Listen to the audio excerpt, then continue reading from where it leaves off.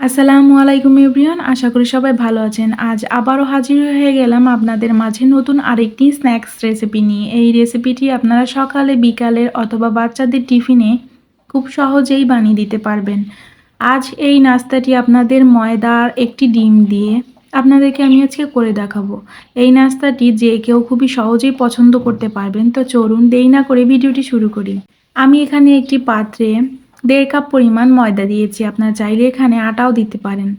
পরিমাণ মতো লবণ দিয়েছি আর 1 চামচের মতো দিয়েছি কালো জিরে। এটা অপশনাল, আপনারা চাইলে দিতেও পারেন আবার নাও দিতে পারেন। 2 টেবিল চামচ দিয়েছি রান্নার তেল আর দিয়েছি 1 চা চামচ চিনি। এখন ভালো করে এই ময়ানটাকে মাখিয়ে নিতে হবে। মনে রাখতে হবে ময়ানটা যত ভালো হবে রেসিপিটি অথবা নাস্তাটি তত বেশি পরিমাণ খাস্তা এবং মুচমুচে হবে। এখন পরিমাণ মতো পানি দিয়ে আমি একটি রুটির মতো করে ডোটা রেডি করে নিব। আমার ডোটা একেবারে রেডি হয়ে গেছে, না নরম না শক্ত, একেবারে ঠিক মতো। এখন এই ডোটা যাতে নরম শক্ত না হয়ে যায় সেজন্য আমি উপর থেকে একটু তেল দিয়ে ঢাকনা দিয়ে ঢেকে 10 মিনিটের জন্য রেস্টে রেখে দিব। এরই মাঝে একটি ডিম নিয়ে নিয়েছি আর ডিমের মধ্যে 1 চিমটি পরিমাণ লবণ দিয়ে ডিমটাকে ফাটিয়ে নিচ্ছি।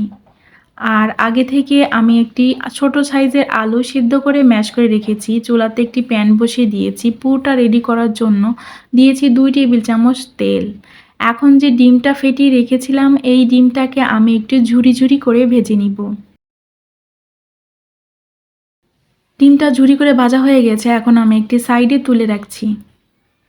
এখন ওই একই প্যানে আমি 2 টেবিল চামচ তেল দিয়ে দিয়েছি আর দিয়েছি 1 চিমটি পরিমাণ আস্ত জিরা আর দিয়েছি একটা বড় সাইজের পেঁয়াজ কুচি করে দিয়েছি, 7-8টা কাঁচামরিচ কুচি করে দিয়েছি, পরিমাণ মতো লবণ দিয়েছি, 1 চামচের মতো হলুদ দিয়েছি, 1 চামচের মতো লাল মরিচের গুঁড়া দিয়েছি আর দিয়েছি যে সেদ্ধ করে রেখেছিলাম আলুটা, সেটা দিয়ে আমি ভালো করে পুরটাকে রেডি করে নিব। আর এখানে আমি 1 চামচ চাট মশলা ব্যবহার করেছি। আপনারা চাইলে এখানে গরম মশলা অথবা নুডলসের সাথে যে মশলাটা দেওয়া যায় সেই মশলাটাও ব্যবহার করতে পারেন।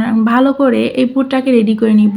আর যে ডিমটা ভেজে রেখেছিলাম ওই ডিমটা মিশিয়ে 2 মিনিটের মতো ভালো করে একটু রান্না করে একটা সাইডে তুলে রাখছি। 10 মিনিট পর ডোটা একেবারে পুরোপুরি রেডি হয়ে গেছে। এখন হাত দিয়ে আমি আরেকটু মথে নিচ্ছি। মধ্যে একটি লম্বাটা শেপ দিয়ে নিয়েছি আর ছুরির সাহায্যে আমি এখানে ছোট ছোট রুটির লেচি কেটে নিচ্ছি। এখন এই লেচিগুলোকে একটি পাত্রে সরিয়ে রাখছি আর এখান থেকে একটি লেচি নিয়ে আমি রুটির মতো করে বেলে নিচ্ছি। বোল্ডে আমি একটু ময়দা দিয়ে দিয়েছি আর বেলুনের সাহায্যে রুটির মতো করে বেলে নিচ্ছি। খুবই পাতলা একটা রুটি বেলে নিয়েছি। দেখুন আমার হাত দেখা যাচ্ছে কতটা পাতলা, আপনারা দেখলেই বুঝতে পারছেন। এভাবে সব রুটিগুলো বেলে নিতে হবে। এখন রুটিগুলোকে ছ্যাঁকার জন্য চুলাতে একটি প্যান বসিয়ে দিয়েছি আর এই রুটিটাকে উল্টে পাল্টে রুটিটা কুক হতে সর্বোচ্চ 5 সেকেন্ডের মতো সময় নিতে হবে। উল্টে পাল্টে হালকা করে একটু ভেজে নিতে হবে। এভাবে সব রুটিগুলোকে আমি ভেজে নিয়েছি। এখন একটি ছুরির সাহায্যে আমি রাউন্ড শেপের রুটিগুলোকে স্কোয়ার শেপ করে কেটে নিচ্ছি। 4 সাইডে রুটিগুলোকে এভাবে কেটে নিয়েছি আর যে অংশটা বাকি থেকেছে এই অংশটা আমি পুরের মধ্যে দিব।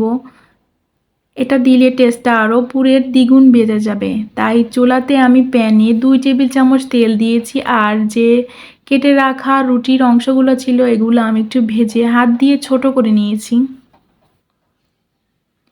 আর আগে থেকে যে আলু আর ডিমের পুরটা রেডি করে রেখেছিলাম ওগুলো দিয়ে আমি এর সাথে মিশিয়ে নিব। এই পুরটা খেতে হবে অসাধারণ। আপনারা বাসায় ট্রাই করলে অবশ্যই বুঝতে পারবেন। এখন আমি 2 টেবিল চামচ ধনেপাতা দিয়েছি স্বাদটা বাড়ানোর জন্য। এটা পুরোপুরি অপশনাল। এখন এগুলা একটা সাইডে তুলে রাখছি। এখানে আমি একটি পাত্রে 2 টেবিল চামচ ময়দা দিয়েছি। ময়দা দিয়ে একটি ঘন ব্যাটার রেডি করে নিব। এগুলাকে রোলটা কোট করার জন্য কাজে লাগবে। এখন যে রুটির শেপটা কেটে রেখেছিলাম সেখান থেকে আমি একটি রুটি নিয়ে নিয়েছি আর 4 সাইড থেকে এভাবে যে ব্যাটারটা রেডি করে রাখলাম ময়দার, এটা 4 সাইড থেকে দিয়ে দিব। তাহলে রোলগুলো খুলে যাবে না, ভিতরের পুরটা বাইরে চলে আসবে না। এভাবে আলতো হাতে সব জায়গায় ফোল্ড করে দিচ্ছি। আশা করি ভিডিওটি দেখে আপনারা বুঝতে পেরেছেন। বোঝার সুবিধার্থে আরও একটি করে দেখাচ্ছি। 4 সাইড থেকে এভাবে ময়দার মিশ্রণটা দিয়ে দিচ্ছি। তারপর ভিতরে পুরটা লম্বালম্বি করে দিয়ে দিচ্ছি।